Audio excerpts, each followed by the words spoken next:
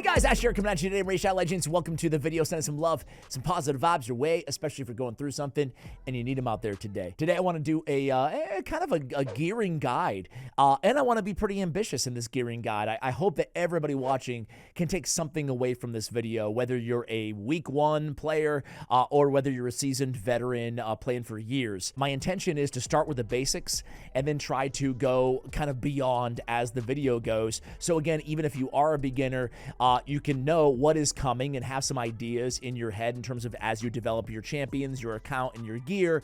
And if you're a veteran, hopefully we can give some, some maybe obvious reminders at some of the basics as well, or maybe you're just starting over with a second account or something like that. So let's get into it here. Let's start with, well, the basics. Speed. Speed is everything in Raid Shadow Legends, right? Every champion, for the most part, especially in the early game, should have speed as a main stat on your boots, right? Speed, main stat, can only be acquired from your boots. So you're going to want all of your champions to be as fast as possible. Now keep in mind that turn order matters, meaning what order your champions go on your team is everything in many teams, meaning that you want your damage dealer probably to go last on your team, right? You want your debuffers to probably go first, your buffers to go first, your speed boosters to go at the very first, right? Because they're going to make everybody else faster.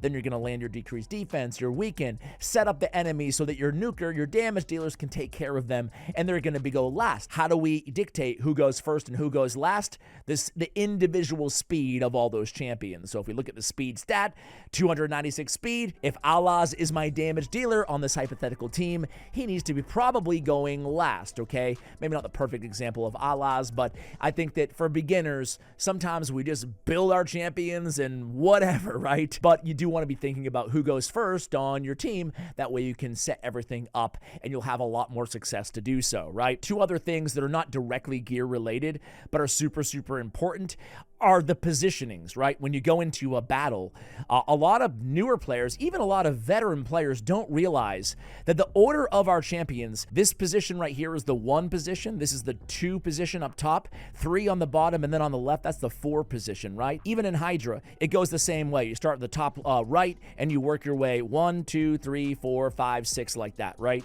So that is turn order. That matters a lot in this game in a lot of different areas, and I'm not gonna sit here and talk for 15 minutes about why, but I will link a video for you guys, and I'll put it on a card right now on the screen. That way you guys know and have reference to that. Also, affinity matters a lot. Obviously, this is not a gearing thing, but you need to understand affinity. I think it matters a lot more than even veterans think it does, right?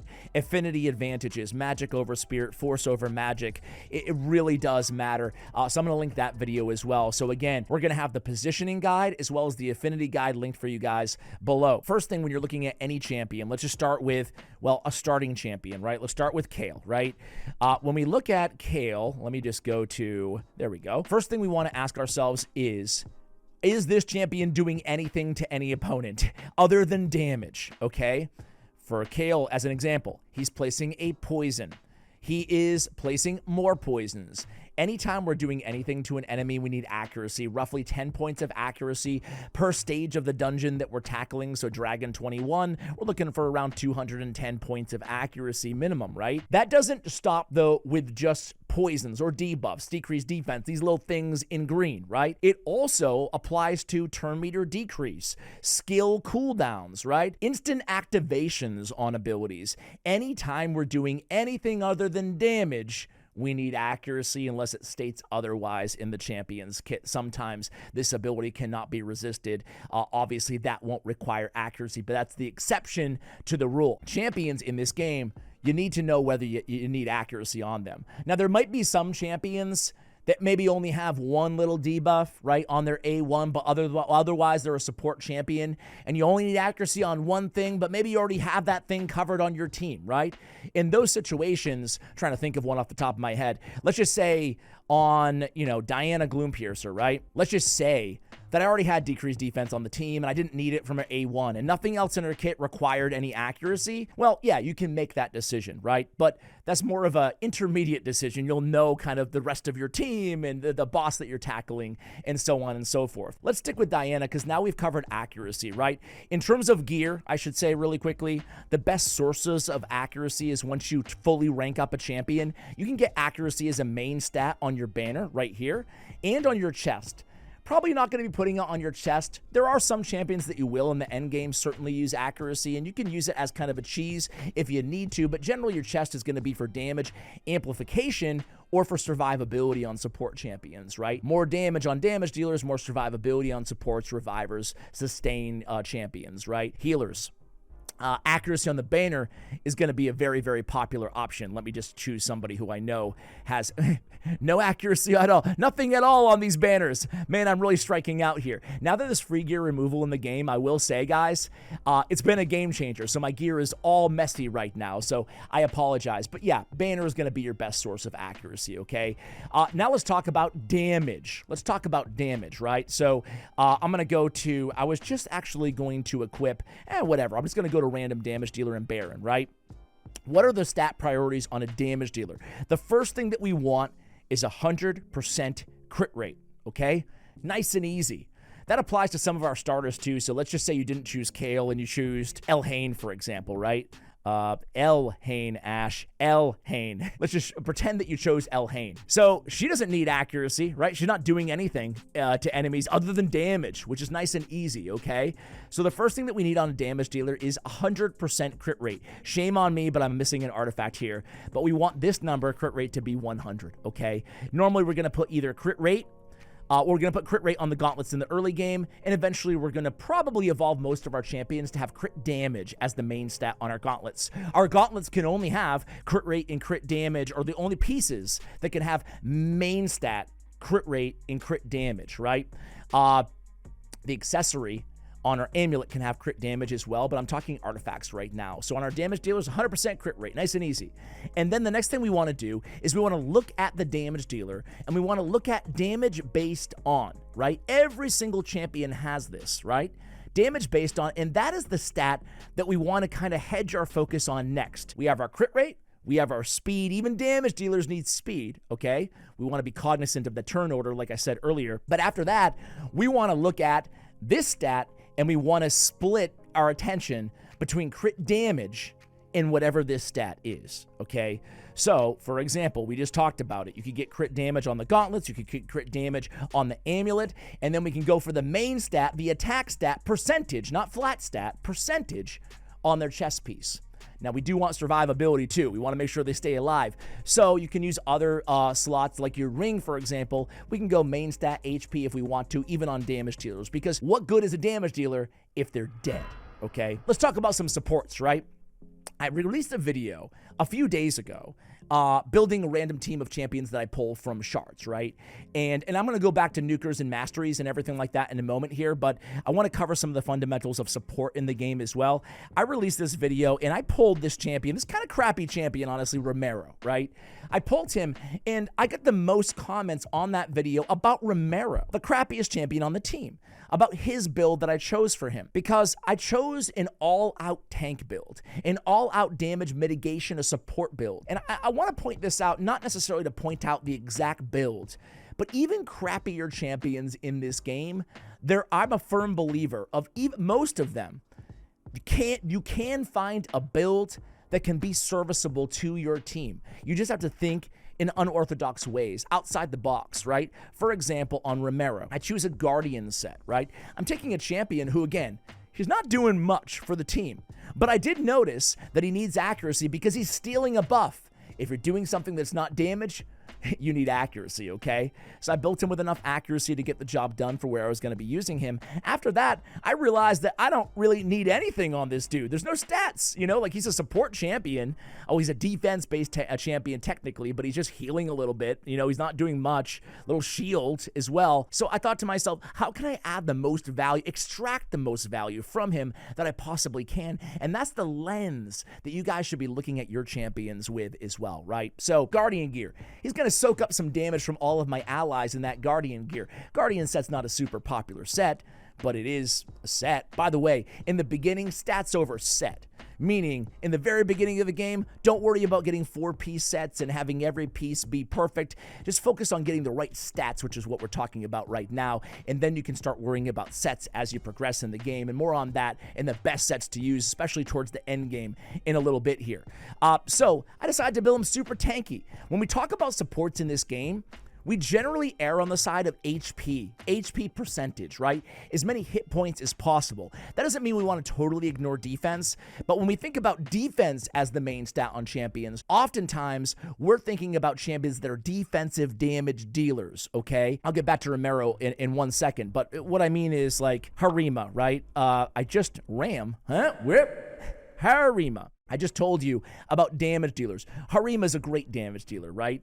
But she's also a provoker. She's also a defense-based damage dealer. So go figure, just like I told you guys, we focused on defense, right? So we put defense percentage because that's what her damage scales off of on Harima. That's the stat that we prioritized, right? I'm still looking for accuracy because I want to land that provoke as well, but we went with defense. So again, just giving you examples, I'll go with an HP base champion as well. Taurus is a damage dealer. We have crit damage as our main stat, right? But we also have HP percentage on his chest. Why? Because his damage is based on HP, right? He's a damage dealer, so we're using the same fundamentals.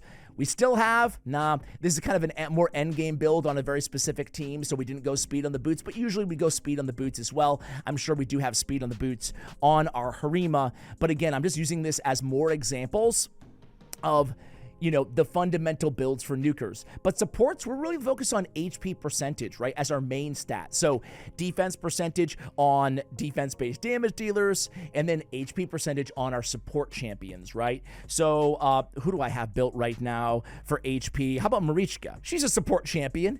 And she's super tanky. There's a lot of reasons to build her with a lot of HP. On support champions, oftentimes they're healing allies, and a lot of the times it's based on this champion's max HP, right? So when we're basing anything, whether it be a shield or a heal, off of their max HP, it would behoove us to take advantage and scale as much HP as humanly possible onto Marichka. So HP on the ring, HP on the banner. Go figure, we have HP on the amulet, the banner, everything, right? HP percentage on the gauntlets. We're going after HP on our revivers. Still the Drakes, right? I want HP percentage, and I want a lot of it on her. So HP on our support champions is gonna be the way to go, okay? Now, if your support champions need accuracy, go ahead and do that as well. Resist is an interesting stat. There's some teams that are built around resisting a lot, but for the majority of players, going for super high resist is probably not gonna be recommended. You just want survivability. You will learn of niche situations and teams that you can build with high resist. There's always exceptions, but generally, when we think about resist, we think about champions like a Mithrala, for example, right? Now, she's kind of an interesting use case. I'm actually not going to use Mithrala because she converts resist and accuracy. So let me go with like Pythion, for example. What I'm trying to say here is we're looking at cleansers, right? When we want to consider resist on champions. So on a champion like Pythion, he is healing, right? He's healing based on their HP, not his. So we still want HP on him. He's a support reviver, but he has a cleanse. So champions that remove all debuffs from all allies, let me give you a rare option as well, right? My favorite rare cleanser, the best rare cleanser in the game is Reliquary Tender. Remove all debuffs from all allies is called a cleanse in Raid Shadow Legends, and these would be the type of champions we would consider to build with higher resistance. Why? Because think about it, an enemy or a boss debuffs your entire team. If you want any champion to resist those debuffs, it's going to be the one with a cleanse. So they can just go in and say, oh, nice debuffs, boss. Now we'll cleanse them all from our allies because she's not CC'd, she's not stunned, she's not provoked because she has higher resist. So if you are going to consider resist, that's the type of champion to consider it on. But back to Romero, I want to go ahead and pull him up and just talk about the builds. Again, we used Guardian gear to mitigate damage, but then we're going to go ahead and delve into the Masteries a little bit before we talk about some artifact sets and some more advanced tips and builds for you guys. So looking at the Masteries here of Romero, we are absolutely doubling drilling down on a tank and damage mitigation build. What type of champions will we want to employ a mastery loadout similar to this one? Well, first thing is I'm looking at maybe ally protectors, right? Champions that have ally protection. And this is not going to be a one-size-fits-all. This is kind of an unorthodox build, meaning that it's popular, it's known, but you don't see it all the time, right? But with progression in this game, you have to employ these types of builds and think outside the box like we already said earlier. So what are we doing here? We're going down to Bulwark. Decrease the damage all allies receive by 5%. He'll receive that damage instead. We have Selfless Defender. Decrease the damage an ally receives by the first hit from each enemy by 20%. So now think about it. We're adding up that Guardian gear. Guardian gear's healing him, right? Helping him stay alive. And then we're mitigating 15% of damage from the Guardian, 10%, 5% from Bulwark, 20% damage mitigation from the first hit. So all of a sudden, he's this big damage shield for our team, right? So I would implore you guys again to just be thinking about these things. I want to go ahead and spend a few minutes on masteries, talking about damage dealers, talking about basically some of the key masteries, and I'm not going to go through all of them here. We'd be here all day, but some of the key masteries for key roles on your team, okay? So let's just start with the offensive tree, right? There's a lot of solo masteries in this game, I will say, right? There's quite a few of them. Whirlwind of Death is one example, right? Increase speed by 6 for each enemy killed by this champion, up to 18 speed. These are huge, but they're also fairly niche, right?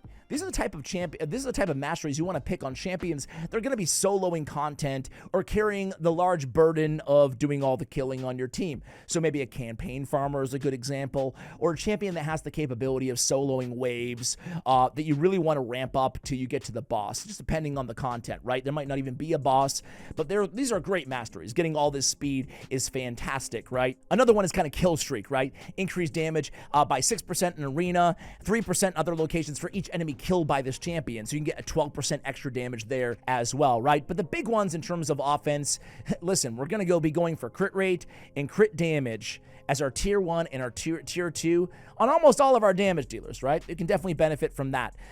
Some other ones along the way, usually for PvE, we kind of hug the left-hand side for the most part of the mastery tree. Heart of Glory, when full HP, when the enemy is less than 40% HP, we get damage boost, damage modifiers, right?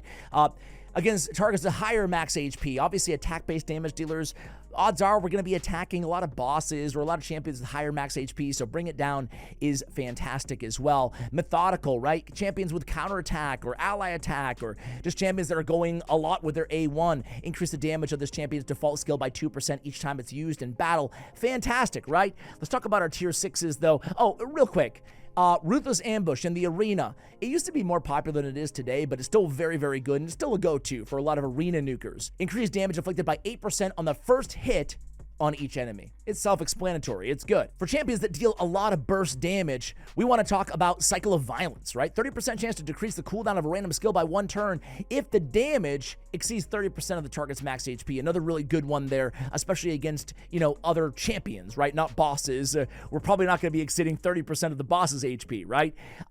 Tier 6, finally, right? War Master, a go-to even for support champions, right? Even if they're not your main damage dealer. War Master, if you don't want another tree's tier 6 options, for example, Romero, we went Bulwark, but we could have easily just gone crit rate, crit damage, and hugged the left-hand side all the way down to War Master, right?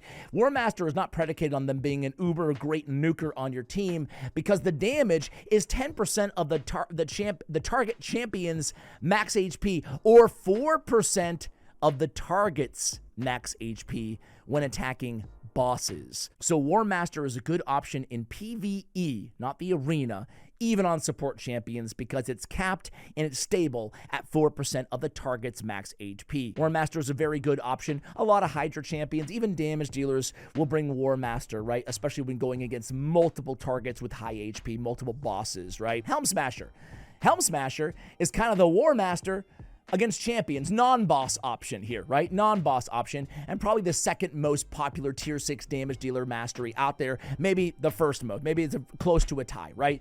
Helm Smasher gives us a 50% chance of ignoring 25% of the target's defense. Ignore defense is really the premier stat or metric that we're going for on damage dealers to escalate their damage in a big way. So Helm Smasher is a great option anytime, not just in the arena, but anytime you have a champion who's primarily attacking wave content, like Cintranos, Curse City, areas like that, other champions, right? And especially inside the arena for your damage dealers. This applies even to HP, defense-based damage dealers, and attack damage dealers alike. Giant Slayer. This is kind of like War Master, but a better option for champions that have 3 or more hits, usually on their A1 ability, right? So a champion like Newt, for example, he has 3 hits, attack 1 enemy 3 times. When you see that number higher than 2, instead of War Master, aggregated, over longer battles over time, you have a better chance to proc more damage on multi-hitters from Giant Slayer, okay? So, Cold Heart has a quad hitter on her A1. You could run Giant Slayer. Some people run Flawless Execution. Flawless Execution, increased crit damage. This is the least used out of all the tier 6 damage dealer masteries, right? Extra crit damage can be beneficial in a lot of situations, though, right? Especially as we get closer to the end game. Between your advanced Great Hall, getting ignore defense stats, between merciless gear, between skills that already ignore a lot of defense, right? You might already be ignoring 100% of enemy defense, right? If I'm using a champion with an ignore 50% defense ability in Savage gear, that's 75% ignore defense already, and I might have other mechanisms at my disposal, like the Advanced Great Hall, to already get 100% ignore defense. I might have champions like a Blood Gorge or a Mortu Macabre or a Royal Huntsman that already have a 100% ignore defense ability, and I can just go for extra crit damage in those situations. However, that being said, it's more of a niche tier 6 mastery. Most players will be going for War Master, Helm Smasher, or Giant Slayer. Defense tree, no one really goes for Iron Skin. It's not worth it because 200 defense, in terms of the relativity of the bonuses that we get on all of these masteries, it's just not on the same level. Same thing with for the Elixir of Life, right? It's nice, 3,000 HP, but nowadays that's like a level 9 relic. It has not aged that well, so I would not recommend you go for either of these masteries on tier 6. Bulwark is still a niche mastery, but we just talked about a use case why it could make sense on ally protectors or, support champions that, you don't have another option. You can kind of lean into the tank. Fearsome Presence is a very popular mastery for wave content.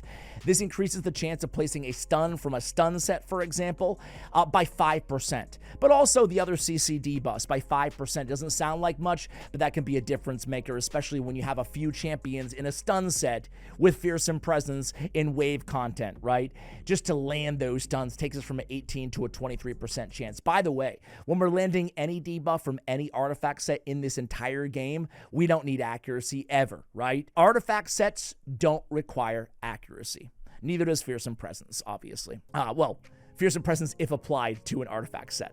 All right, Resistance, Unshakable. It's not, even though I said Resistance is a rather niche thing, Unshakable is a good option maybe for some PvP support champions, right? Especially support champions that thrive off having Resistance, like a Star Sage Galathier. It's not the only choice, but it is a viable choice. It's not my favorite. I'll talk about my favorite in a minute as we go to the support tree. We already talked about Elixir of Life. Oppressor, increase the turn meter fill rate by 2.5%. For each active debuff cast by this champion up to 10%. So 4 debuffs, you're already at the cap here. I don't think that Oppressor is as good as Timely Intervention on support champions, and on debuffer champions, there's usually a better tier 6 option. That being said, it's not trash. It's a very confusing mastery. Some people think it's good, even endgame players. Some people think it's trash. Increased turn meter fill rate is not the same as increasing their speed either. It's actually a bit better. So I think that Oppressor is an underrated mastery for debuffers out there if you want them to go faster. It can mess in a big way with your speed tuning though, right? Everything's gonna go wonky out of order, so just be prepared for that. Timely Intervention is my favorite by far mastery for support champions. I'm talking about big healers. I'm talking about champions that are revivers. Increases champions turn meter by 20% whenever an ally hero drops below 25%. Sign me up. That's a big turn meter boost. It's not a chance to increase this champion's turn meter. It's a straight up turn meter increase of 20%. That's huge. That's exactly what you want to have happen on your revivers or your healers. You want them to be able to step in with timely intervention and revive or heal those allies. Timely intervention should almost always be paired, if you're going defense support, with Cycle of Revenge. 50% chance of increasing the turn meter by 15% when an ally is attacked with a critical hit. Bosses in this game, most of them have a 15% chance to land a critical hit, right? So Cycle of Revenge against bosses or anywhere in the arena paired with timely intervention is going to keep the turn meter of your revivers or your healers just going and going as your allies take more damage. Is incredibly powerful, okay? Eagle Eye is mainly a mastery that we choose for debuffers in the arena, because I already gave you guys earlier in the video the barometer of how much accuracy we need. Remember, 10 points for every stage of the dungeon? Well, in the arena, there is no too much accuracy. It just depends on your opponents. Right now in the meta, and the meta always changes in this game, but right now, usually around like 500-600 accuracy for most debuffers is more than enough. In the end game, that can get to 800-900 accuracy and beyond. Eagle Eye is a tier 6 mastery option for debuffers or cooldown reducers inside the arena or buff strippers, right? Some other important ones along the way here, guys. There's quite a few. Lasting Gifts, chance to extend the duration of buffs, very powerful for any champion that has buffs, especially good ones. Master Hexer's the opposite. Extend the duration of debuffs, very powerful, very good. Sniper, very good. This increases the chance to land debuffs from skills or artifacts by 5%. Just doesn't apply to the CC, the stun sets, the provoke sets, etc., right? But for a champion like Stag Knight, he has a 95% chance of landing his debuffs. We want that at 100. Doesn't sound like much from 95 to 100, but that adds consistency to our runs. We don't want that debuffer to not land a debuff that one time that's most crucial or critical in the battle. So snipers are very important to get that up to 100% a chance, or as close to as possible, to land your debuffs, right? Rapid response, more turn meter fill whenever a buff cast by this champion expires. We love turn meter fill because we love speed in this game, right? Same thing with Arcane Celeri. It's the opposite. You see a lot of these opposite masteries, right? Arcane Celeri is the same thing with debuffs, right? 30% chance to increase the turn meter by 10% when a debuff cast by this champion is removed or expires. I mean, that's a lot of turn meter fill for champions that are dishing out a lot of AoE debuffs, right? Lore of Steel can give you a stat boost on any artifact set that increases your base stats, right? You can get a boost off of those, like perception sets, speed sets, stuff like that. They say by 15%, but that's actually not accurate. It applies to every basic artifact set, not the 9-piece sets, right? We'll talk a little more about that in a moment. Anything else that's super important on the support tree, the accuracy trifecta, right? For anybody who need more accuracy, pinpoint accuracy, charge focus, and swarm smiter. Say it with me. Those three will give you even more accuracy. On the defense tree, there's a lot of really good ones. Resurgence, one of my favorites. 50% chance to remove a debuff from this champion whenever they lose 25% of their max HP or more from a single enemy skill. That's really nice to have. There's a lot of good healing masteries like Shadow Heal as well. Anybody who has a shield, you want to pick up the shield masteries in the game as well. Hey, if you have a champion in a stun set and you have Fearsome Presence, you don't want to leave home without Harvest of Despair, where you can land a leech every time you land that stun, right? Doesn't require accuracy as well. So those are some of my favorites there, guys. Oh, one more, Wisdom of Battle. 30% chance to place a block debuff on this champion when a CC debuff, crowd control CC, expires on that champion. All right, some key masteries that will inform how you're complementing your artifact builds on a specific champion. I want to talk about some endgame stuff here. I want to talk about some artifact sets and combinations. Actually, let's start with like the basics first, and let's start talking about Savage or Lethal in Stone Skin, right? So when we talk about the arena in the endgame, the way that kind of the go-to way we're going to be building most of our damage dealers is going to be a 4-piece Stone Skin plus Savage gear or Lethal gear, right? We talked about enemy ignore defense. Who else did I have on Savage? Did I have Harima in Savage right now? I think I did, right? Savage gear. We farm Savage gear from Fire Knight. We talked earlier about damage dealers benefit tremendously from ignore enemy defense, right? So Savage is going to be an elite build for any damage dealer. We want that ignore enemy defense, and Savage gear and lethal gear is how we get it. Savage from Fire Knight, lethal gear from Dark Fae and Doom Tower farming, okay?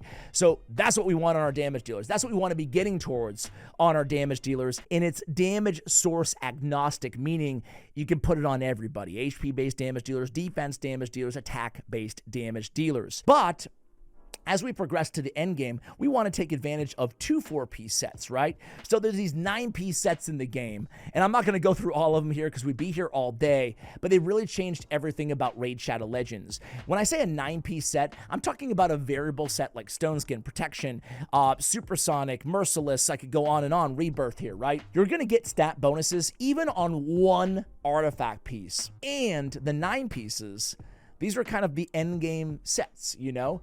These apply to your accessories and your artifacts, right? Savage gear, for example, it's a 4-piece set, meaning I need 4 pieces to get that enemy ignore defense bonus. I can only use them on my artifacts, okay? I can't use them on my accessories. 9-piece, we can use them on our accessories. That's a game changer in 2 main ways.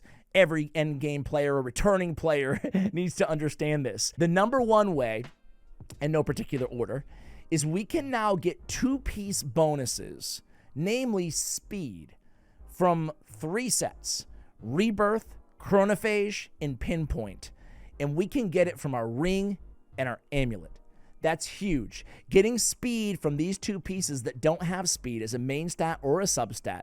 The only way you can get speed on your accessories is from a substat of your banner, okay? But we can get 10% extra speed. That is huge, huge, especially when we're min-maxing our teams and our champions by putting a Pinpoint, a Chronophage, or a Rebirth on the ring and the amulet of our champions. That should be a go-to. That should be a set over stat even, right? That 10% speed is so valuable, right? So that's number 1, that it's a game changer. Number 2, and arguably even more importantly, right, is these 9-piece sets. Let me just pull one of them up here, right? It allows us to get the 4-piece bonus in the case of Slayer, probably one of the lesser popular, not trash, but more niche 9-piece sets. Fills his champion's turn meter by 5% per the first hit on each enemy from AoE attacks. We can get this bonus plus another 4-piece set bonus, right? For example, right, we can get, as I mentioned earlier, lethal and Stone Skin, because Stone Skin being a 9-piece set, we can put it on 2 accessories.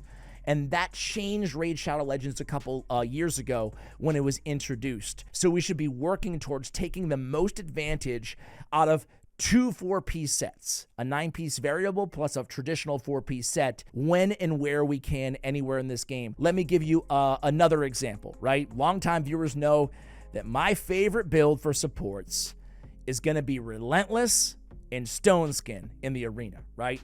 Relentless and Stone Skin is so unbelievably powerful, right? It gives you a Stone Skin at the beginning of each turn, right? And an 18% chance to get an extra turn. That is absolutely bonkers strong. It's incredible. So for support champions in the end game and the arena, try to take advantage of a 4-piece and another 4-piece, right? Now, these 9-piece variable sets are just busted in general, but you ought to know about combining these sets. It can be really, really fun to do. And that's not all. There's a bunch of them, right? You can run a Merciless and a Reflex combo. This gives us 40% chance to reduce a skill cooldown by 1 turn, and another 30% chance to decrease a random skill's cooldown by 1 turn when dealing damage, right? So a little bit of an unorthodox build, but there's so many cool combos that you can pull off by combining these 4-piece sets, especially as we progress to the end game. You know, one might argue that a Reflex is, or a Relentless is more powerful than this, and I would tend to agree, but you can even combo a 4-piece Merciless with a 4-piece Relentless, right? Really, the possibilities are endless when we talk about all the possible combinations, right? I want to end with talking a little bit about speed in the end game, right? Because I hear one of the number 1 comments I hear is, Ash, I just can't contend with the speed gear that I have on my account, man. Like, I'll never go first in the arena. I just can't build my champions fast enough, right? Well, Listen, you need to take advantage of Supersonic. Supersonic is an interesting 9-piece set because frankly, it's a lot weaker than most of the other 9-piece sets. When we talk about the set bonus from 5 to 9, okay? It's not that powerful, but a 4-piece Supersonic is your absolute best friend. It allows you to cut in line, which is so powerful. For example, my Fabian right now is at 364 speed. That is not nearly fast enough, right? When I compare him to one of my fastest champions or one of my faster champions, 470 speed. He's never going to go first, not in the end game where I am in the arena, right? Not even close. But with a Supersonic set, it can allow you to win the speed race even when you lose the speed race. Let's think about it this way. Fills his champion's turn meter by 2% for each buff on each enemy, okay? So let's take a champion like Sifi, right? I could use a lot of examples here. You know what? Let's just keep it pretty simple here and use our bias because she has 2 buffs. Sifi has 3, right? When that's the best. That's the best. But because we want to go against champions with a lot of buffs. But Sifi, our bias, she has 2 buffs. So that's, when we go back to Fabian, right? She's going to open up. Let's just say she's so much faster than us. She's going to go first. It is what it is, right? So we're going to get 2% turn meter fill. We're going to get 4%, but for each champion, right? So 4 times 4 is 16% turn meter boost that we're getting off of one champion going, off Fabian, right? Now, we can combine this with temporal chains. Temporal chains increase or decrease enemy speed by 2 to 5% for each active buff that they're under. So now when we combine temporal chains, and if you have it 6 stars, instantly decrease the turn meter of all enemies by 15% whenever they receive a 3rd active buff. That's bonkers, right? But we combine any level of temporal chains with a Supersonic that allows a champion like Fabian. This is really good on buff strippers, right? Because you know they're going to be using their buffs first because they just went before you did, right? Even an Arbiter, we can get an 8% turn meter boost off of 1 increased attack with the temporal chains, slow them down a little bit, and then we come in here, and what do? We decrease the duration of all enemy buffs by 3 turns. We put all their skills on cooldown, right? So we're able to cut in line and stop them from doing what they want to do. So take advantage of Supersonic, explore the viability of temporal chains. It will depend on your team and the level that you have your awakening, but explore those options because I promise you, whether you're an endgame whale or an endgame free-to-play or a mid-game player just trying to progress inside the game, there are answers. There are outside-the-box unorthodox strategic options that you can discover and employ to give you an edge even when you shouldn't have an edge. I'm not too proud to say that I've lost plenty of battles in top 100 live arena season that I shouldn't have lost against players who spent 5% or less or more, whatever, than I have in this game, because they employed these, these techniques, right? These unorthodox play styles or builds against me, and they surprised me, or they took me by, whatever. They worked. They were effective. So guys, hopefully you found some of this video helpful to you, no matter where you are in the game. I tried, without going 2 hours, to tackle the beginning, the basics, cover some masteries, as well as some of the key artifact things to be considering, right? But you took away speed is everything and some of the necessary stats to build each type of champion, guys. Let me know if you want to follow up, because obviously we've covered a lot in this video, but there's so much more that we can cover in this game. This game's going on 7 years or 8 years, I don't know, being around, and they've added layer upon layer of dynamic options, strategic options in terms of the builds on all of your champions. So really, there's tons of things we could talk about beyond this. We touched very briefly on blessings with temporal chains, but blessings also can inform how you approach building a champion, how awakened they are. Even 1-star can be a game changer with some blessings, such as a lightning cage, for example. So guys, we'll cap this one here. Hopefully you enjoyed the video. Go ahead and subscribe or something if you do, or give me a thumbs down if you didn't. Much love, and as always, take care, guys.